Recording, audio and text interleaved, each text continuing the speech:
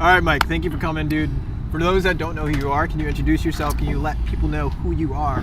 Yeah, what do you dude. do? Why are you in the city? So, I don't know why I'm in the city.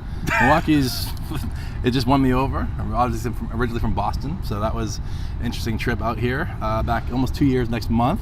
But yeah, and through the last 2 years, just from LinkedIn, you and I obviously connected last year and started doing a lot of posting on LinkedIn and creating content. And so through that process, I connected with this gentleman named Victor. And since then, we've started to focus on the specialty food space, which is what his whole background has been, and helping brands in that space understand social media predominantly, because a lot of these companies are generational. They don't really get it. They don't really understand social media at all.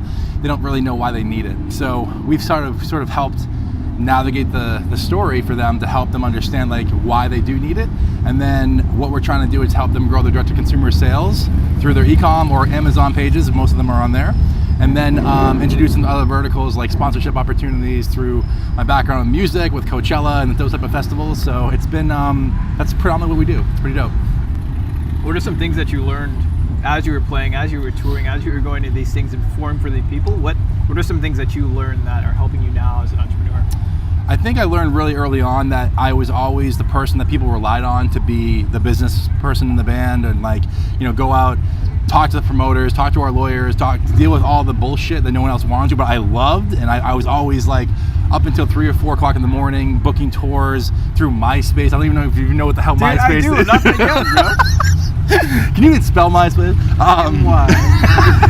No, but like, and I think the lessons for me at that time were like, I didn't know what I knew so naturally, and then years later I realized that was the staple for who I am now. Like, I feel like I can gain repertoire with people very quickly.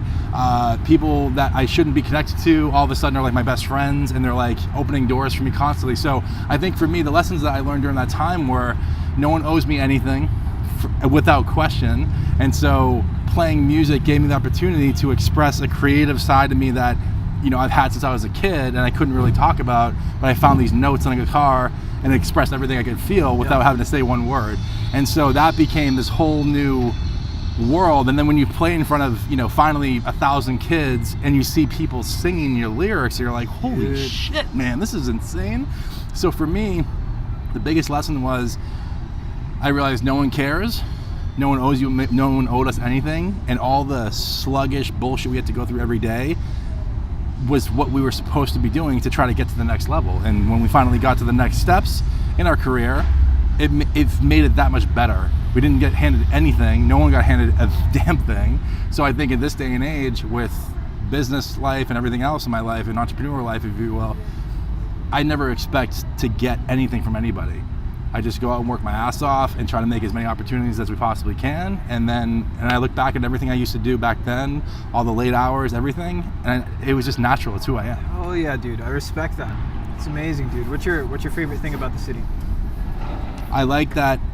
I initially, when I first moved here, you know, Massachusetts is a huge state. Boston's a really big city, and I felt like I would be like, man, there's no one, like, where the fuck are all the people? Like, and I know. And that's one thing, and I used to be freaked out by it. And then now I'll go down to like the 3rd Ward or Ward 4 or whatever, and at like 2 o'clock in the afternoon, and there's sections where I know Monday afternoon to Wednesday, it doesn't matter, no one will be around. And there's like this serenity and like silence that like I crave, that I used to have to go to like New Hampshire or Maine to find, where I can just drive 15 minutes and know it's right there in the downtown. And like the city is just, I don't know, man. I think that's one of my favorite parts, is like knowing that I can go anywhere downtown and know these little pockets that no one are going to be there at prime times, and just hang out and like relax and clear my thoughts.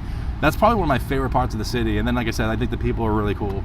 It's weird. That's awesome that it was something that you hated and now you love, dude. I used to hate the city. Yeah. And I love it. It's a blank canvas, dude. It's what we make of it. You have an awesome story, dude. I appreciate you coming on. Yeah, dude. I'm not going to keep going, but let's eat, because it's been sitting here and it's getting cold. I know.